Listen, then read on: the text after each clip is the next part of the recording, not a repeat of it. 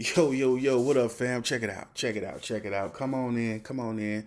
I want you to rock with me on this one because I said I normally stay away from politics and I normally stay away from religion. But unfortunately, I was already talked into doing a political one. And now I'm being talked into doing a religion one. And we've all been seeing what's been going on over this past week.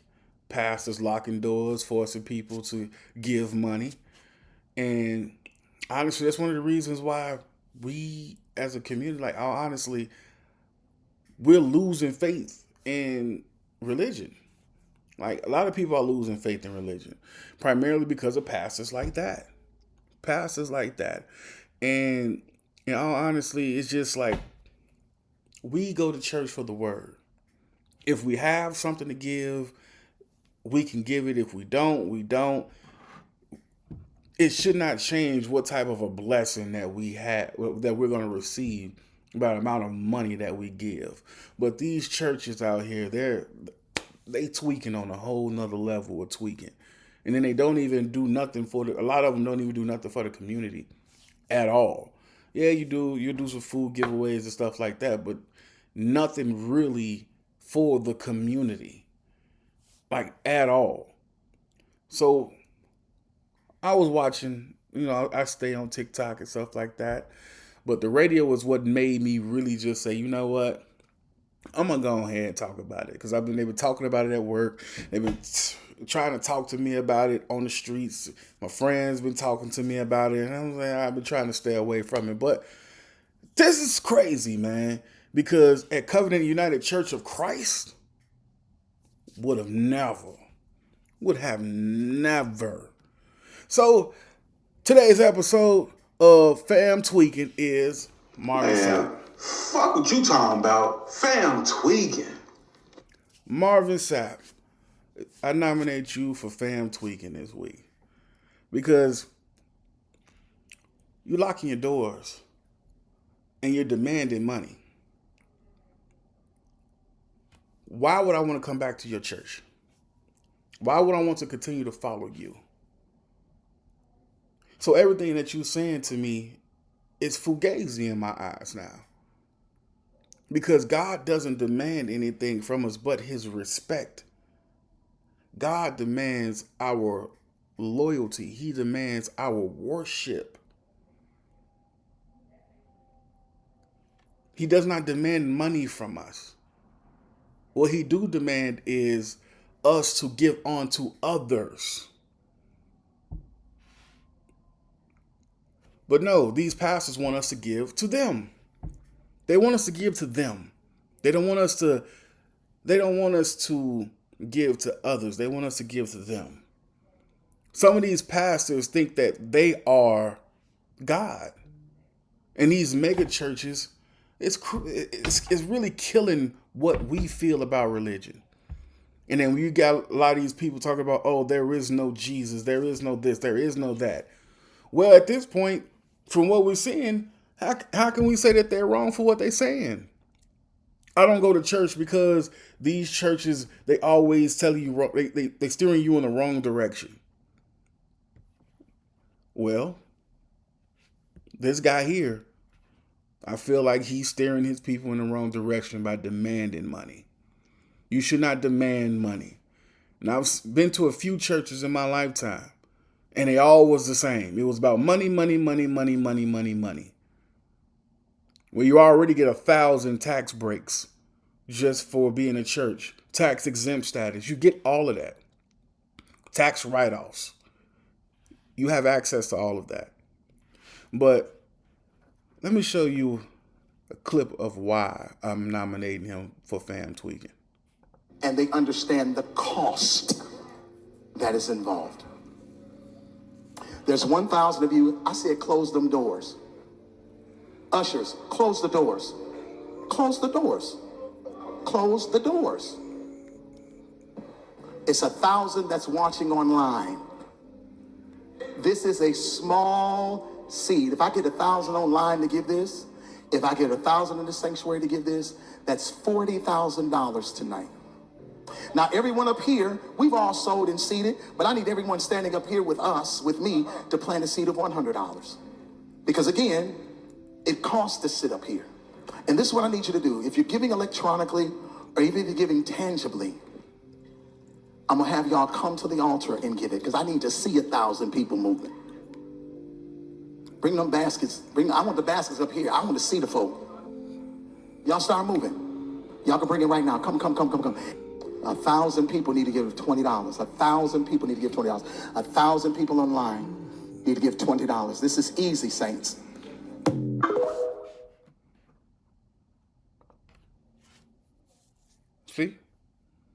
See? You want to count people's pockets. Oh, I want to see you come up here and give me $100. Whew. Pastor Dr. Patrick L. Damon, a Covenant United, 1130 East 154th Street in South Holland, would have never. He would have never. Why? Because he's for the people. He's for the people. And anytime it's giving time, he always makes sure he notes that even if you cannot give at this time, blessings will still be onto you. My pastor would never. And that's why I go to him. Why? Because I have that feel. I feel great every time I leave that building. I don't feel robbed when I leave my church home or when I'm streaming it. I don't feel robbed. And when it comes down to these churches, man, it all boils down to how much can you squeeze out of people? And it's sad because you have people believing that if they give more money in their tithes, they'll get bigger blessings, but that's not 100% true. That's not 100% true. But that's what these pastors are making you believe, that that's what you have to do in order for you to be blessed. And that is completely false.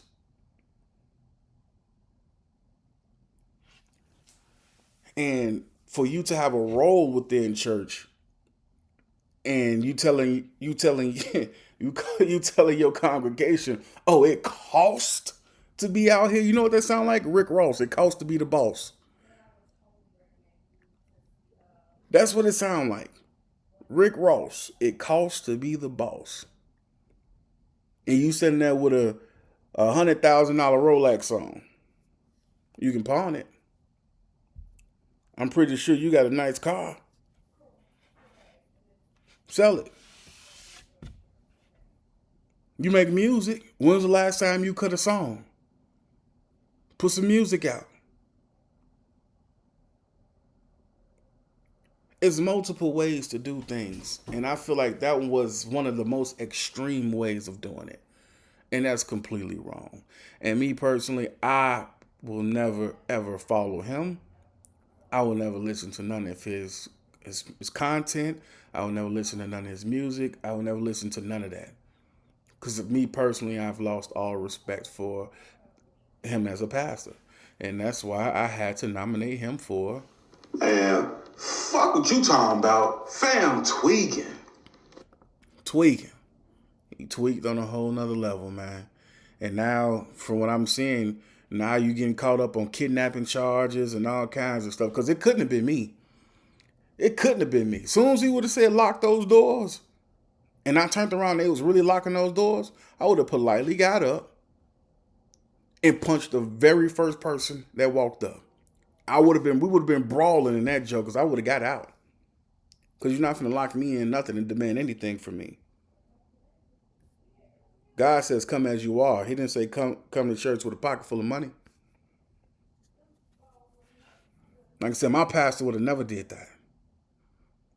And that's why it hurts real pastors who really have the sense of what the word of God is, and it's messing up their progress on where they're trying to get to. because they're really trying to be there for the people. But it's like it's hard to is not a word. It's hard to really get into religion when you have a lot of pastors like this at mega churches that's money hungry.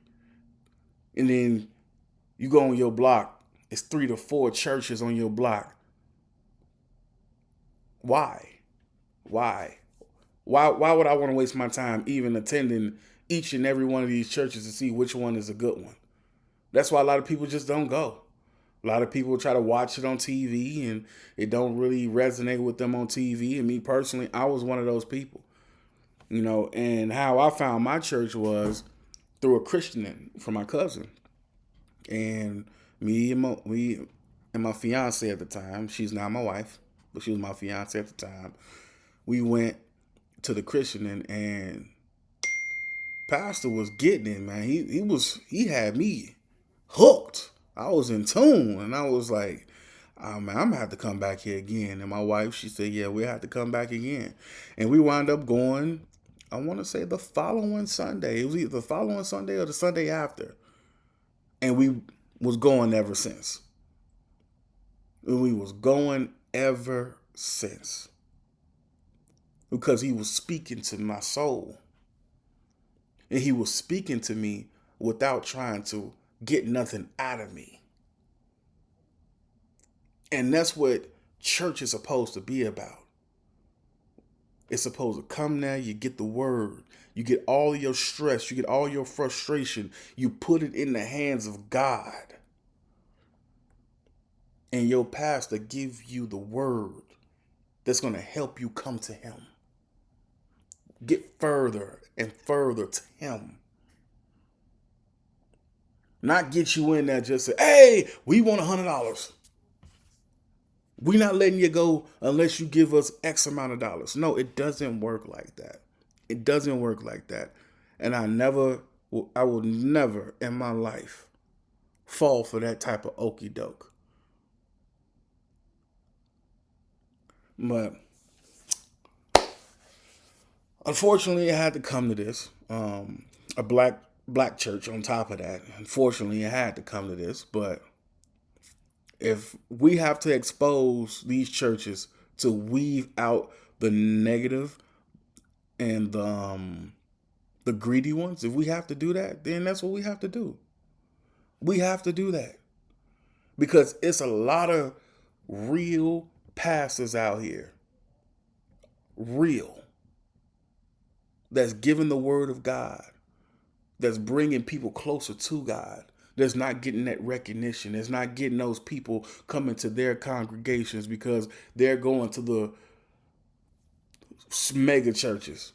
And all the mega churches is doing is asking for money. That's it. That's all. Gimme, gimme, gimme, gimme, gimme. But give us nothing. Tupac said it the best, man. He said it the best. You take that money that these churches get in praise of God and give it to the people who need God, and we'll be all right. And we will be all right.